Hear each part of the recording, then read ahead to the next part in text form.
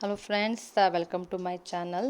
ಇವತ್ತು ನಾನು ನಿಮಗೊಂದು ಮನೆ ಮದ್ದಿನ ಬಗ್ಗೆ ಹೇಳ್ತೀನಿ. ಮಕ್ಕಳಿಗಾಗಲಿ ದೊಡ್ಡವರಿಗಾಗಲಿ ಇದು ತುಂಬ ಯೂಸ್ಫುಲ್ಲು, ತುಂಬ ಒಳ್ಳೆ ಕೆಲಸ ಮಾಡುತ್ತೆ ಬಾಡಿಗೆ. ಮಕ್ಕಳಿಗೆ ಸಣ್ಣ ಪುಟ್ಟಕ್ಕೆ ಹಾಸ್ಪಿಟ್ಲಿಗೆ ಹೋಗೋದು ಬೇಡ, ಆ ಥರ ನಿಮಗೆ ಹೆಲ್ಪ್ ಆಗುತ್ತೆ. ನಾನು ಇವತ್ತು ಹೇಳ್ತಿರೋದು ನಾನು ದೊಡ್ಡ ಪತ್ತರೆ ಎಲೆ ಬಗ್ಗೆ ಹೇಳ್ತಾ ಇದ್ದೀನಿ. ಇದು ಎಲ್ಲ ಕಡೆ ನಿಮಗೆ ಸಿಗುತ್ತೆ. ಆಮೇಲೆ ಇದಕ್ಕೆ ನೀವು ಗಿಡ ಮನೇಲಿ ನೆಡೆಸ್ಬೇಕು ಅಂದರೂ ಜಸ್ಟ್ ನೀವು ಮೇಲ್ಗಡೆ ಟೊಂಗೆ ಕಿತ್ಕೊಂಡು ಹಾಕಿದ್ರೂ ಅದು ನಿಮಗೆ ಚೆನ್ನಾಗಿ ಬರುತ್ತೆ.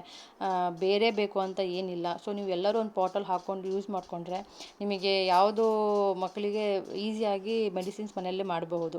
ಇದು ತುಂಬ ಯೂಸ್ಫುಲ್ಸ್ ಇದೆ ನಿಮಗೆ. ಜ್ವರ, ಶೀತ, ಕೆಮ್ಮು ಅದಕ್ಕೆಲ್ಲ ಒಂದು ರಾಮಬಾಣ ಅಂತಲೇ ಹೇಳ್ಬೋದು ನಾವು ದೊಡ್ಡಪತ್ರೆ ಎಲೆನ. ನೀವು ಇವನು ಕಾಲುಗಳಿಗೆಲ್ಲ ಮಾರ್ಕ್ಸ್ ಆದರೆ ನೀವು ದೊಡ್ಡಪತ್ರೆ ಎಲೆ ಮತ್ತು ಅರಿಶಿನ ಹಾಕಿ ಅದನ್ನು ಪೇಸ್ಟ್ ಮಾಡಿಕೊಂಡು ಒಂದು ಅರ್ಧ ಗಂಟೆ ಹಾಕ್ಕೊಂಡು ಆಮೇಲೆ ಸ್ನಾನ ಮಾಡಿದರೆ ಮಾರ್ಕ್ಸ್ ಎಲ್ಲ ಕಮ್ಮಿ ಆಗುತ್ತೆ.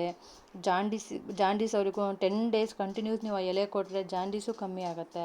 ನೀವು ಈ ಥರ ಒಂದು ಎಲೆನ ನಾವು ಒಂದು ಬಿಸಿ ಪಾತ್ರೆ ಇಟ್ಟು ಅದನ್ನು ಬಿಸಿ ಮಾಡಿದ್ರೆ ಸಾಫ್ಟ್ ಆಗುತ್ತೆ. ನೀವು ಈ ಥರ ಮಾಡೋಕ್ಕಾಗಿಲ್ಲ ಅಂದರೆ ಬಿಸಿ ಅನ್ನ ಮಾಡಿರ್ತೀರಲ್ಲ, ಸೊ ಕುಕ್ಕರ್ ಮೇಲೆ ಹಾಗೆ ಸ್ವಲ್ಪ ತೊಳೆದು ಇಟ್ಟು ನಿಮಗೆ ಸಾಫ್ಟ್ ಆಗುತ್ತೆ.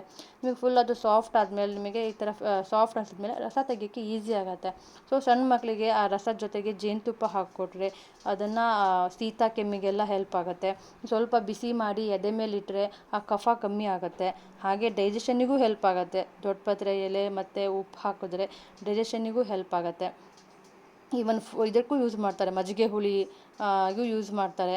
ಫ್ಲೇವರ್ ಚೆನ್ನಾಗಿ ಬರುತ್ತೆ ಅದಕ್ಕೆ, ಮಜ್ಜಿಗೆ ಹುಳಿಗೆ ಅಂತ. ಸೊ ಸುಮಾರು ಬೆನಿಫಿಟ್ಸ್ ಇದೆ ಇದಕ್ಕೆ. ಮೆಡಿಕಲ್ ಹಬ್ಬ, ಅದಕ್ಕೆ ಒಂಥರ ಮೆಡಿಸಿನ್ ಅಂತಲೇ ಹೇಳ್ತಾರೆ.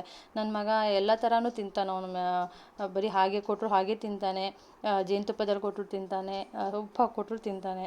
ಒಂಥರ ಅಜ್ವಾನ ಫ್ಲೇವರ್ ಬರುತ್ತೆ. ಸೊ ನೀವು ನಿಮ್ಮ ಮಕ್ಕಳಿಗೆ ಇದೇ ಥರನ ಸ್ಟಾರ್ಟಿಂಗಿಂದನೇ ರೂಢಿ ಮಾಡಿದ್ರೆ ಅವರಿಗೆ ತುಂಬ ಹೆಲ್ಪ್ ಆಗುತ್ತೆ. ನಾನು ತುಂಬ ಶೀತ ಕೆಮ್ಮಿಗೆ ನಾನು ಹಾಸ್ಪಿಟ್ಲಿಗೆ ಹೋಗೋದೇ ಕಮ್ಮಿ. ಟಚ್ ವುಡ್, ಯಾರಿಗೂ ಆ ಥರ ಬೇಡ ಹೋಗೋದು ರಿಪೀಟೆಡ್ಲಿ.